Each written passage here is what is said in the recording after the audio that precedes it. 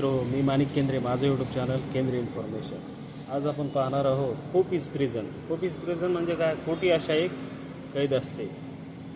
खोटी आशा एक कैद असते, तर ती कशी? कधी कधी वाटतं आशा हीच खरी शत्रू आहे, कारण ती आपल्याला तिथेच थांबवते जिथे काहीच उरलेलं नसतं। तुला माहीत असते की त्या व्यक्तीकडून, त्या संधीकडून, त्या नात्यातून काहीच उरणार नाही, पण तू थांबलेला असतोस फक्त आशेवर।